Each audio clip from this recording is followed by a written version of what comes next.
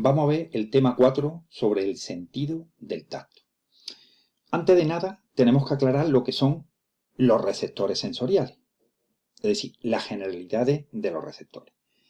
Los receptores sensoriales representan la única vía de comunicación del sistema nervioso con el exterior.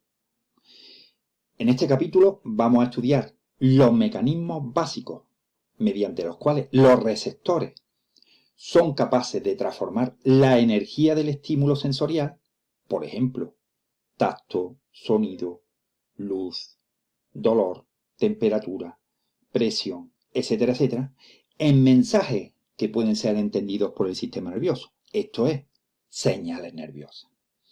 Luego, esa respuesta inicial del receptor se proyecta sobre los correspondientes circuitos neuronales, sobre las vías aferentes, pudiendo alcanzar, en primer lugar, la médula, luego unos centros de recambio que se llaman el tálamo, y desde ahí hasta la corteza sensorial que ya está en el cerebro.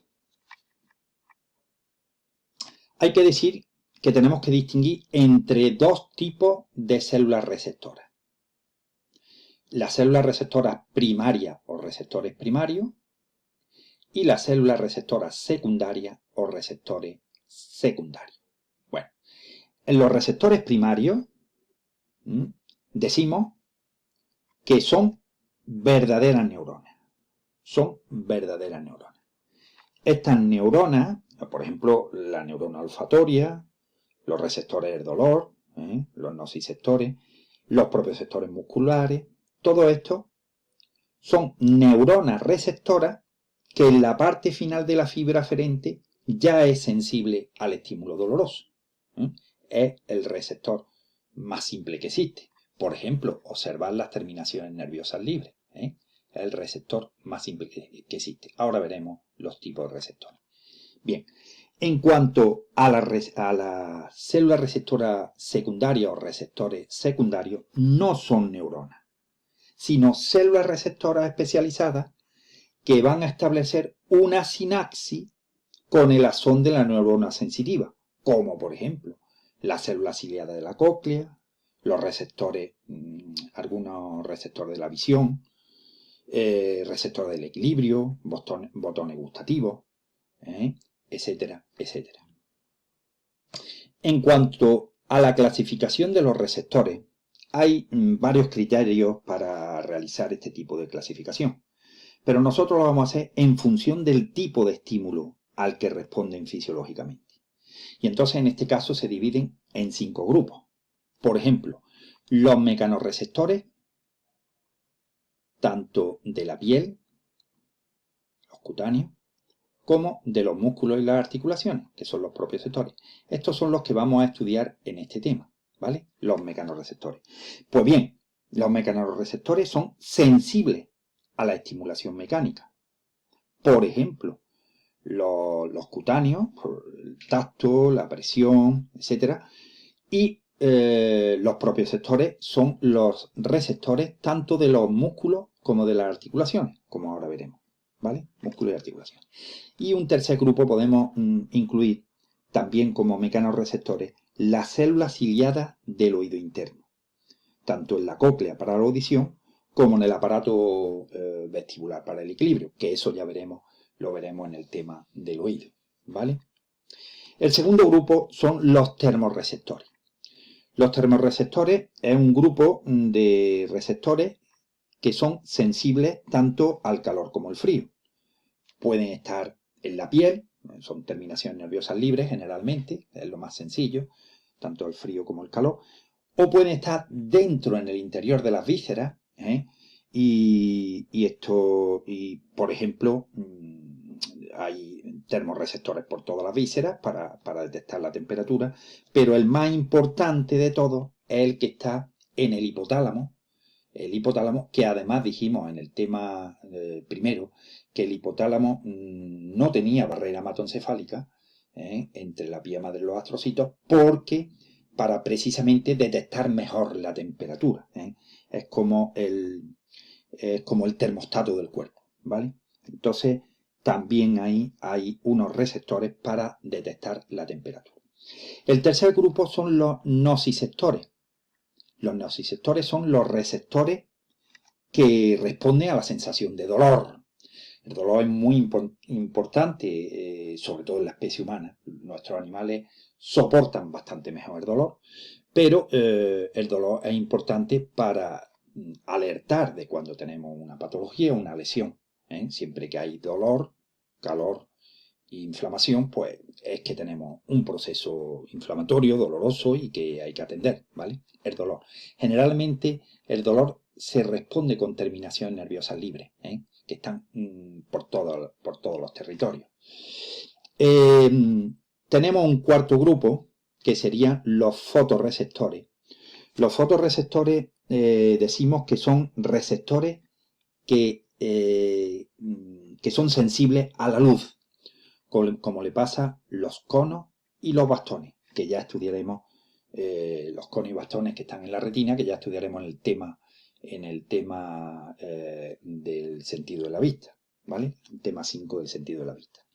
Y por último, los quimioreceptores, que también estudiaremos en el tema 8, los quimioreceptores, que estos quimioreceptores lo que hacen es detectan sustancias químicas.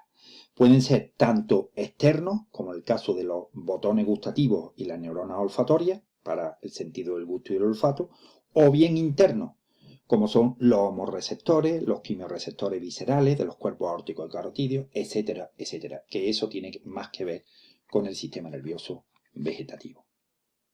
Ahora vamos a ver lo que es el mecanismo de acción, que es el potencial receptor. Ya hemos visto en temas anteriores. Ahora vamos a ver cómo se produce el mecanismo de acción del potencial receptor. Hasta ahora habíamos estudiado en el primer tema lo que era el potencial de acción. Es decir, cuando la neurona dispara de una neurona a otra, se produce el disparo, ese más 35 milivoltios, que se producía por la entrada de sodio de forma masiva, ¿vale?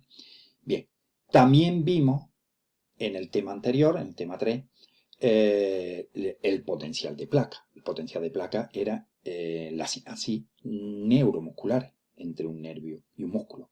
Y esa característica especial de la membrana postsináptica invaginada para aumentar la superficie de muchos receptores colinérgicos, por ejemplo. Y ahora vemos ya lo que es el potencial receptor, que es el potencial receptor el que se produce en los receptores sensoriales, ¿vale?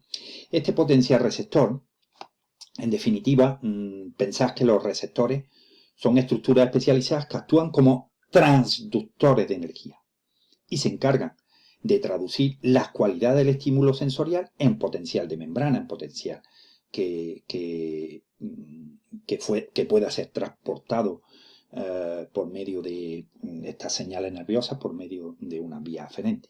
Para ello, lo que va a hacer, en este caso, es cambiar la permeabilidad de la membrana,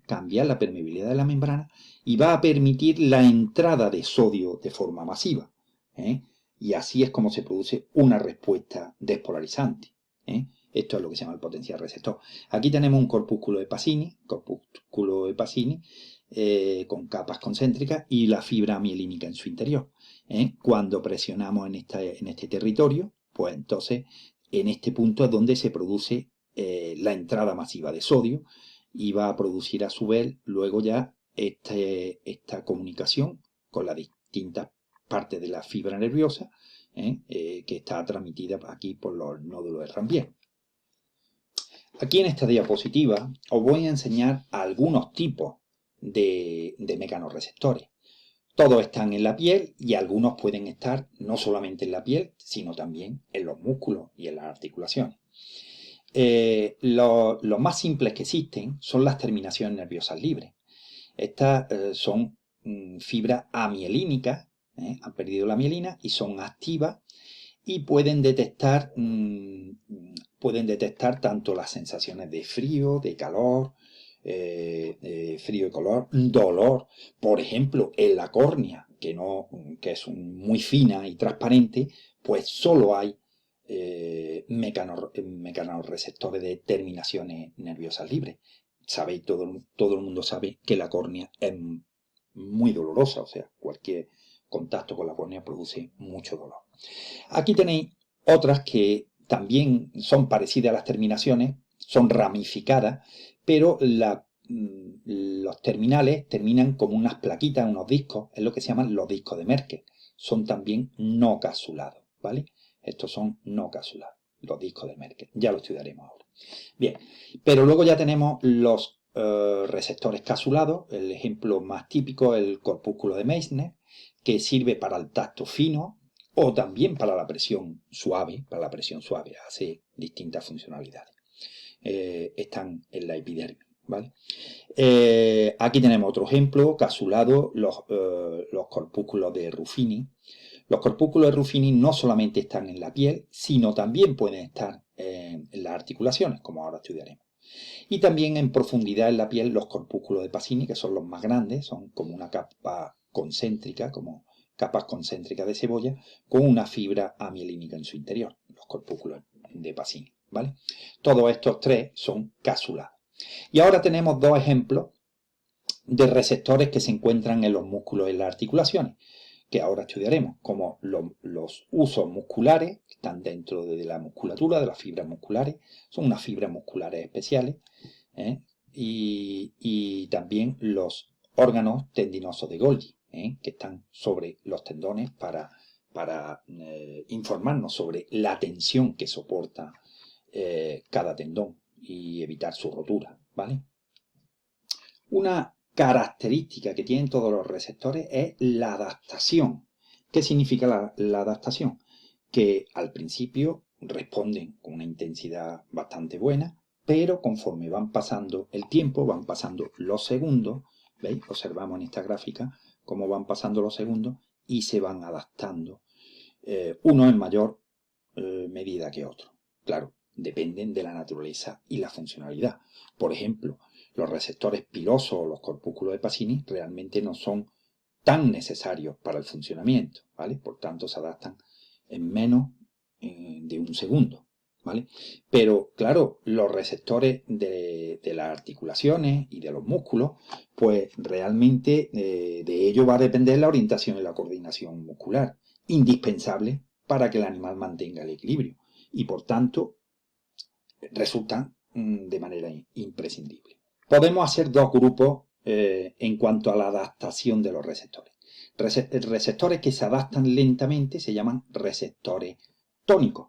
Y estos receptores tónicos son aquellos que continúan transmitiendo impulsos mientras que persiste el estímulo. Por ejemplo, en esta categoría metemos los propioceptores, tanto de los músculos como de las articulaciones. Lo veis aquí, que va bajando la intensidad, va bajando el voltaje, pero a lo largo de los segundos se mantiene la funcionalidad, tanto en los receptores de las cápsulas articulares como en los receptores dentro de los músculos, ¿vale? Bien, esos son los receptores tónicos, lentos, de adaptación lenta. En cuanto a los receptores fásicos o de adaptación rápida, podemos decir que se caracterizan por mostrar una rápida extinción de su frecuencia de descarga ante la aplicación de un estímulo sostenido. Entre estos receptores mecánicos podemos a su vez hacer dos grupos, los que se adaptan muy rápidamente, como por ejemplo los mecanorreceptores de adaptación muy rápida son los corpúsculos de Pacini, los corpúsculos de Pacini y los corpúsculos de Meissner, corpúsculos de Pacini y de Meissner. Y los mecanorreceptores de adaptación menos rápida, en este caso los discos de Merkel y los corpúsculos de Ruffini. Aquí en esta diapositiva podemos observar cómo se produce la adaptación del corpúsculo de Pacini. Es decir, cuando se continúa el estímulo llega un momento en el cual la acomodación significa que se cierran las compuertas del sodio. Al cerrarse las compuertas del sodio ya no se produce la despolarización ni se envía el impulso nervioso. Los mecanorreceptores de la piel lo que hacen es detectar los estímulos mecánicos no lesivos para la piel, por supuesto, y procesar tales señales nerviosas para enviarlas a través de la médula, a la vía aferente, hacia la corteza sensorial. Eso es lo que se llama mecanorrecepción cutánea o sentido del tacto.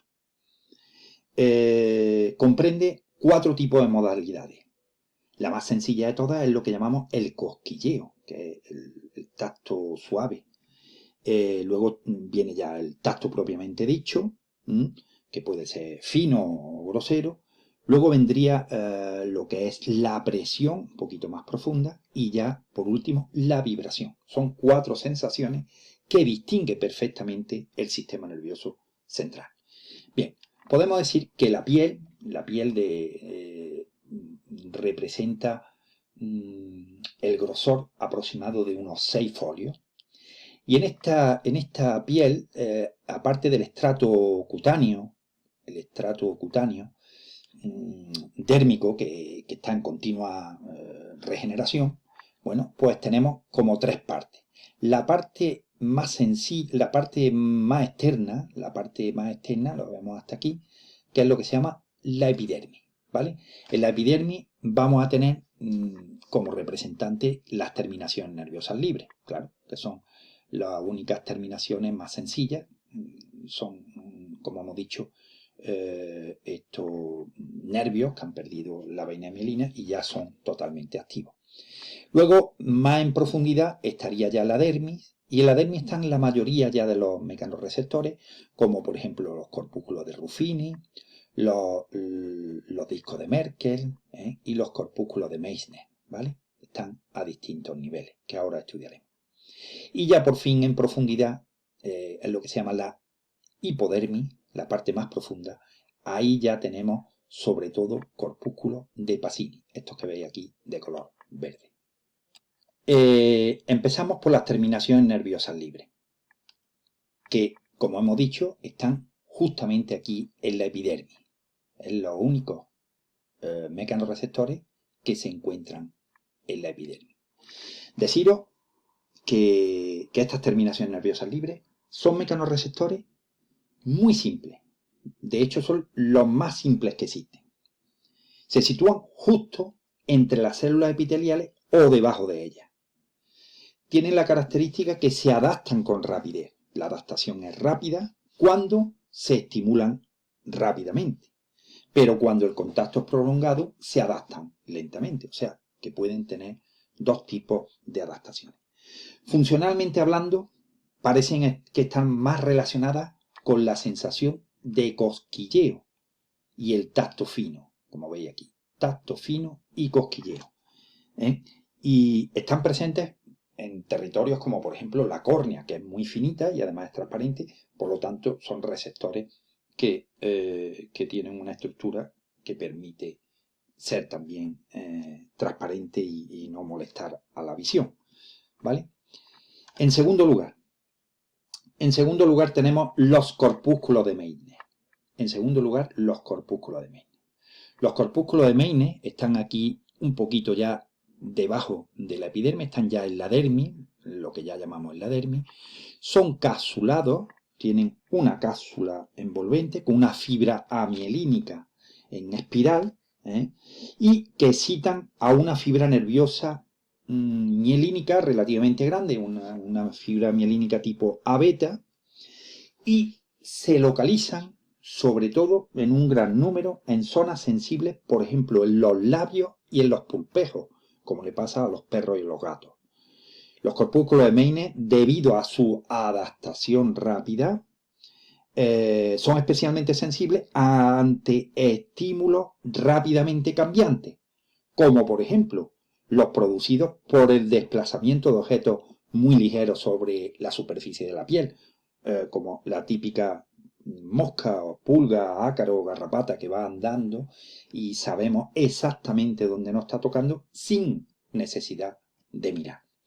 También lo hemos puesto aquí como tacto grosero, aunque puede ser también tacto fino. También los corpúsculos de Meissner detectan lo que son las vibraciones lentas.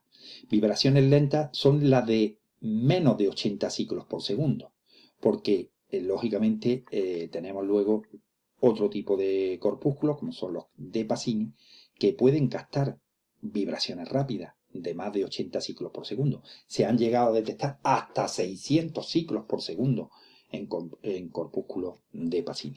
Esa sería la vibración rápida. pero como decimos, en los corpúsculos de Meissner detectan la vibración lenta. El tercer corpúsculo mecanorreceptor que vamos a estudiar son los discos de Merkel. Los discos de Merkel ya están aquí en la dermis propiamente dicha, aunque en la parte superior. Y estos discos de Merkel, como veis, no son capsulados, son fibras mielínicas que tienen como una superficie en las que se apoya y este es el mecanorreceptor. Están inervados también por una fibra nerviosa mielínica, igual que los de Meissner, por una fibra mielínica tipo A-beta. Y fijaros qué curioso, están especialmente preparados para la compresión o la deformación vertical, pero no para la deformación lateral. Se adaptan más lentamente que los de Meissner y por tanto son receptores que informan del contacto prolongado, y desempeñan un papel importante fisiológico en la localización de señales de tacto tanto en áreas superficiales específicas del cuerpo como en la textura. Detecta lo que es la textura, sobre todo, de los objetos, ¿vale? Una variedad de los discos de Merkel es los órganos pilosos terminales. Los órganos pilosos terminales se presentan en la raíz del pelo, sobre todo en nuestros animales, por ejemplo, en los pelos de los hocicos del perro, del gato, del cerdo, que proporcionan mucha información táctil. Son como órganos del tacto. Gracias a esto, otro mecanorreceptor importante son los órganos terminales de Ruffini, que ya se encuentran en más profundidad, se encuentran aquí a mitad de la dermis. Como observáis, son muy ramificados y capsulados. Estos que veis de aquí de color azulito, lo vemos aquí con más detalle, muy ramificados y capsulados. Deciros que estos terminales de Ruffini son muy importantes porque se adaptan más lentamente y al estar tan estratégicamente situados sirven para reconocer los estados continuos de deformación de la piel. Por ejemplo, las señales del tacto grosero o las señales de presión pues son ideales para que lo detecten los órganos terminales Ruffini. Igual que decíamos que los corpúsculos de Meissner detectaban cuando alguna pulguita estaba tocando, pues estos lo que detectan es más la presión, la deformación continua, ¿vale? También se encuentran estos órganos terminales Ruffini, como ahora veremos, en los propios sectores, o sea, en las terminaciones de las articulaciones y los tendones, ¿vale? Y proporciona al sistema nervioso las sensaciones para la posición y el equilibrio. Por último, en la piel ya tenemos los corpúsculos de Pacini. Los corpúsculos de Pacini se encuentran ya en profundidad en la hipodermis, son estos de color verde, estas capitas concéntricas con su fibra mielínica en su interior, y al estar tan profundamente, deciros que son especialmente dotados para recibir, al adaptarse tan rápidamente, en cuestión de una fracción de segundo, por tanto están especializados en percibir vibraciones rápidas, son movimientos muy rápidos de poca presión, detectan mucho más que los corpúsculos de Meissner, puede detectar hasta 600 pulsaciones por segundo y también cualquier cambio rápido mecánico de los tejidos. Todo eso es por adaptarse tan rápidamente. Pero además es curioso porque no solamente están en la hipodermis de la piel, sino que también están en las articulaciones, en el tejido conjuntivo de los músculos, en el periósteo de los huesos o el mesenterio del abdomen, ¿vale? Estos corpúsculos de Pacini decimos que son los más impresionantes para lo que es la vibración rápida y sobre todo la detección de la presión al estar tan profundamente situado. Una cosa que hace muy bien el sistema nervioso es distinguir las distintas sensaciones. Para distinguir las distintas sensaciones, pensar que cada uno de los receptores está más o menos especializado en mandar ese tipo de recepción. Por ejemplo, tenemos que distinguir lo que es la sensación de cosquilleo. El cosquilleo lo hacen muy bien las terminaciones nerviosas libres, ¿vale? las terminaciones nerviosas libres. Luego vendría ya la sensación del tacto. El tacto, sobre todo, lo hacen muy bien los discos de Merkel, las terminaciones nerviosas libres, evidentemente, y los corpúsculos de Meissner. Eso sería la sensación del tacto. Bien, en cuanto a la sensación de presión, ya los que están más en profundidad, como son los órganos terminales de Ruffini, y los corpúsculos de Pacini. Y ya por último la vibración. La vibración lenta hemos dicho que la hace muy bien los corpúsculos de Meissner, vibración de menos de 80 ciclos por segundo, y la vibración rápida de hasta 500 ciclos por segundo la hace los corpúsculos de Pacini.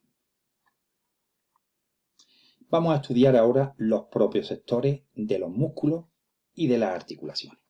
Decir que los propioceptores constituyen una variedad de mecanorreceptores que informan de los cambios musculares y articulares en todo momento, es lo que llamamos en tiempo real.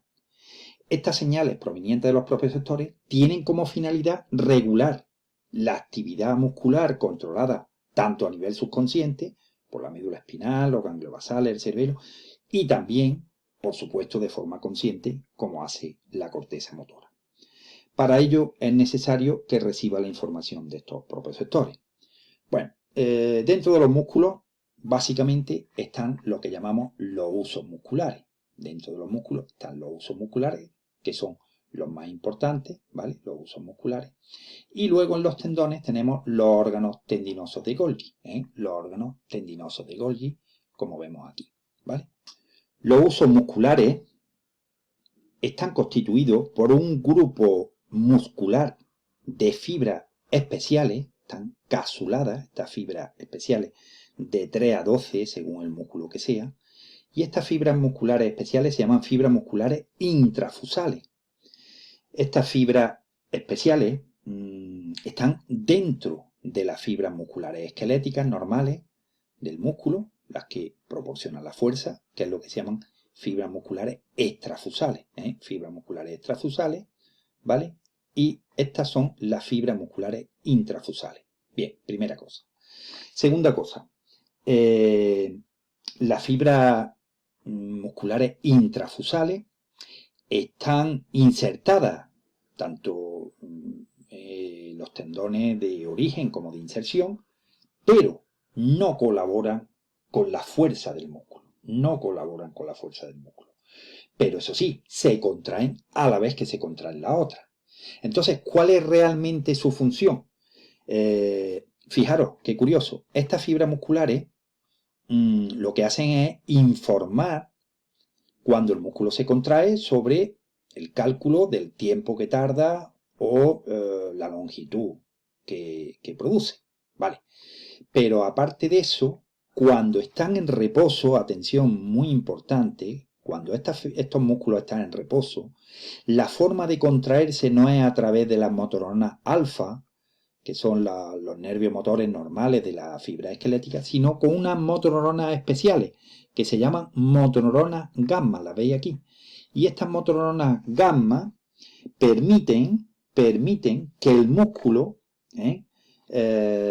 permite que sepamos en cualquier momento la longitud del músculo y cómo se encuentra extendido de flexionado, todo eso en reposo, sin necesidad de mover el músculo, ¿vale? Sin necesidad de mover el músculo. Para eso sirven esas motoneuronas gamma. Son responsables de cuando el músculo está en reposo, de saber cómo está el músculo extendido o contraído, y también son las responsables del tono muscular. Ya lo estudiaremos en los siguientes temas. El tono muscular es lo que distingue un músculo de la carne que compramos en una carnicería. El músculo tiene tono, tiene tensión. La carne no tiene tensión porque está denervada. También deberíamos saber que dentro de estos usos musculares, existen unas terminaciones que se llaman primarias y secundarias. En esta figura, lo vemos aquí también, dentro de estas fibras musculares intrafusales, pues están estas terminaciones primarias y secundarias. Las primarias son más gruesas, tienen unos 17 micras de diámetro, son fibras tipo rápida a alfa y de conducción rápida de 70 a 120 metros por segundo. Y la función de estas fibras primarias es informar del momento en que el músculo es sometido a extensión o contracción, y muy especialmente calcular el tiempo que tarda en contraerse o en relajarse, ¿vale? El tiempo básicamente lo hacen las terminaciones primarias, las más rápidas, las de 17 micras. Mientras las terminaciones secundarias, que son las que están a ambos lados, aquí las tenemos también, las primarias y las secundarias, ¿vale? Esas terminaciones secundarias en ramillete o flor abierta son ya un poquito más, son fibras un poquito menos gruesas, son tipo A beta, y están situadas, bueno, tienen un diámetro también menor, de 8 micras, y están situadas a ambos lados de las primarias, como aquí podéis ver, las primarias están en el centro y a ambos lados están las secundarias. Las primarias son estas y las secundarias están a ambos lados. Y la función de esta fibra secundaria, sobre todo, es calcular el cálculo de la longitud. El cálculo de la longitud. Cuando el músculo se produce, se contrae o se extiende, ¿vale? Entonces tenemos que los usos musculares, sobre todo, lo que hacen es el cálculo del tiempo, las terminaciones primarias, y el cálculo de la longitud en el caso de las terminaciones secundarias. El segundo propioceptor importante son los órganos tendinosos de Golgi. Los órganos tendinosos de Golgi también son receptores sencillos, pero están en el interior de los tendones, se localizan en el interior de los tendones, en contacto con las fibras musculares y no poseen inervación motora. Es decir, que lo veis que están así entre las fibras musculares, entrelazados entre las fibras musculares, ahí en el origen, el tendón de inserción, pero debido a su disposición se activan tanto en la contracción muscular activa como en la distensión pasiva, ya que no tienen contracción propia, solamente tienen fibras aferentes, fibras para mandar la información del cálculo de la tensión. La función que tiene es calcular la tensión que soporta, que se encuentra sometido el músculo y por tanto actúan cuando la tensión realmente es excesiva. Entonces avisan de que ese tendón tiene riesgo de rotura y en ese caso se produce una relajación muscular.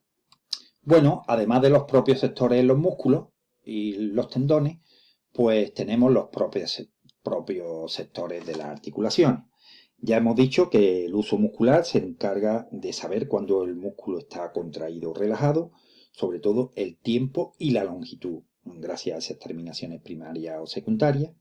También que el órgano tendinoso de Golgi presente los ligamentos articulares informan de los tirones o contracciones bruscas de los tendones, ¿vale? Pero tenemos dos más propios sectores, que además ya los conocemos porque lo hemos estudiado dentro de los mecanorreceptores, como son los órganos terminales de Ruffini, los órganos terminales de Ruffini, que también estaban en la piel, y los corpúsculos de Pacini, que también estaban en la piel. Decimos que los órganos terminales de Ruffini están presentes en las cápsulas articulares, lo veis aquí, los órganos en las cápsulas articulares, aquí están los órganos terminales de Ruffini, y son también capsulados igualmente, son capsulados, y se estimulan cuando la articulación gira, y por tanto ayuda a determinar el grado de rotación de la articulación. Estos órganos terminales detectan el grado de rotación. En el momento que la articulación gira, aunque solamente sea un grado, ya están actuando. Y por último, los corpúsculos de Pacini. Los corpúsculos de Pacini, que ya conocemos, también están en las articulaciones y ayudan a detectar la velocidad del movimiento, porque al adaptarse tan rápidamente ayudan a conocer la velocidad del movimiento de la articulación. Con respecto a los termorreceptores, Deciros que los receptores de la temperatura son muy importantes, sobre todo los animales homeotermos. Los animales homeotermos que tienen que mantener la temperatura, pues necesitan unos termorreceptores centrales, que están a distintos niveles, a nivel de la médula espinal, del tronco del encéfalo, de otros niveles, pero sobre todo, el más importante de todos, son el sensor, el termostato que está en el hipotálamo, porque este va a ser el que desencadene las reacciones de termorregulación para mantener el animal siempre a la misma temperatura, ¿vale? Esos son los centrales. Pero además existen los cutáneos.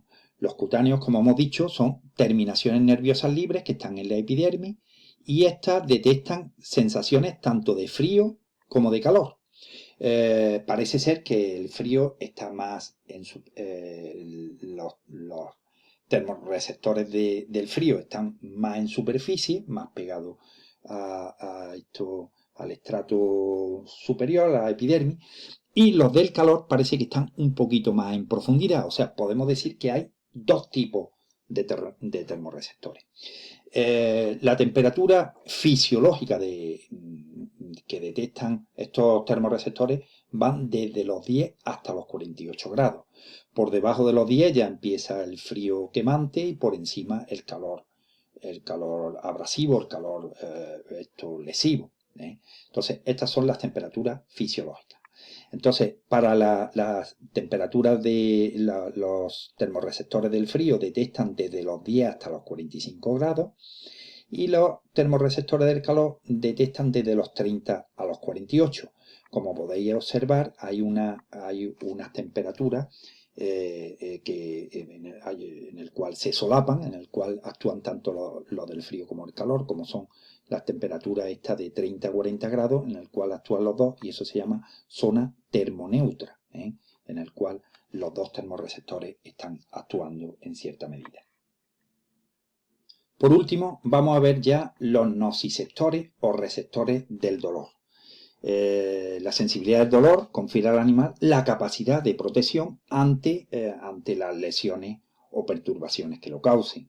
Así, por ejemplo, un pinchazo, una quemadura, pues se responde inmediatamente mediante estímulos y reflejos, ¿vale?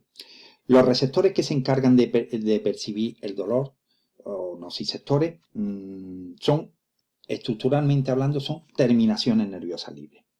Este tipo de receptores se encuentran sobre todo en la piel y en muchos tejidos internos, por ejemplo, en el periósteo de los huesos, el tejido óseo, el peritoneo, las meninges, la dura madre, ¿vale? En las paredes vasculares, en las superficies articulares, en la musculatura. Pero, atención, es curioso, en la mayoría de las vísceras no tienen receptores, no tienen nociceptores. Por ejemplo, el encéfalo, los riñones, el hígado y los pulmones los puedes cortar tranquilamente y no sentir nada de dolor. Como veis, son todo vísceras internas. Pero sí se encuentra en la serosa, siendo responsable de dolores muy intensos, por ejemplo, en las cavidades corporales, como por ejemplo el dolor visceral. Deciros también que el dolor en nuestros animales domésticos es más difícil de diagnosticar que en la especie humana, debido a la expresión verbal, aunque el animal consciente puede arreglarse usualmente para dar indicaciones de algo que le produce dolor, por ejemplo, mordiscos, gruñidos, refunfuños o manifestaciones de tirar de la pata, etcétera, que expresa cierto dolor. También deciros que los nociceptores se adaptan muy poco. Es decir, que sigue mandando la señal, lo cual es una ventaja fisiológica porque así el organismo se mantiene informado en todo momento de las lesiones que pueden dañarlo y de esa manera evitarlo. Incluso hay momentos en el cual el dolor se hace más intenso, el umbral de excitación baja y eso es lo que se llama la hiperalgesia, es decir, que duele ya mucho más que antes. También podemos distinguir varios tipos de dolor, por ejemplo, el dolor agudo, rápido o punzante. Este dolor es bastante interesante porque es un dolor rápido en el cual el estímulo dura menos de 0,1 segundo. Por lo tanto, lo que hace es informarnos, por ejemplo, el típico pinchazo, en el cual en el dolor agudo no hay destrucción de tejido, no hay destrucción de tejido. Lo que hacemos es retirar rápidamente la extremidad. En cambio, el dolor crónico sí, el dolor crónico ya es un dolor en el cual es más prolongado, el estímulo es mucho más prolongado en el tiempo y normalmente es más intenso. Los tipos de dolor se tienen muchas clasificaciones, se puede clasificar en dolor superficial, si es de la piel, si es profundo, de los tejidos, si es somático, incluso visceral, que el dolor visceral no es exactamente un dolor, es como una sensación, es como el dolor cólico, es una sensación que tenemos, un peristaltismo. Entonces, en este caso no utilizamos analgésicos, utilizamos antiperistálticos, que nos relajan la fibra lisa. Cuando se contrae la fibra, pues tenemos un cólico, tenemos como un dolor que viene a oleadas, el dolor visceral. Pero hay un dolor muy curioso que se llama el dolor referido. El dolor referido generalmente se relacionaba con el dolor visceral, pero es diferente. El dolor referido, que tenemos además esta diapositiva aquí, consiste en que el dolor no solo se produce en la víscera, sino cuyos nociceptores están estimulados, sino también en zonas alejadas. Por ejemplo, en la piel, se produce dolor en una víscera y también se irradia a la piel. Este dolor referido, el mecanismo de producción del dolor referido al principio resulta muy simple, aunque existen todavía dudas. Fijaros, en el cual se explica que la fibra aferente dolorosa de una zona cutánea y la fibra aferente nociceptiva de una víscera convergen, tanto las sensaciones sensitivas, el dolor visceral de la víscera como el dolor de la piel, convergen en unos determinados segmentos medulares, y al ascender las señales dolorosas hacia el cerebro, hacia ascender a estas señales dolorosas hacia el cerebro, la estimulación de tal neurona se interpreta como si fuera un dolor cutáneo. Incluso antiguamente había como una especie de tabla en el cual esto, pues si dolía tal zona, pues podía ser el riñón, si dolía tal otra, podía ser el hígado, pero eso al final se ha descartado porque se ha visto que era muy relativo y no era nada exacto. Con respecto a las vías espinotalámicas, se las vamos a dejar a los anatómicos, porque ellos explican mucho mejor las vías, tanto las espinotalámicas conscientes como las espinocerebelosas inconscientes. Todo esto de las vías, tanto en este tema como en todos los demás temas, se los vamos a dejar para las clases de neuroanatomía.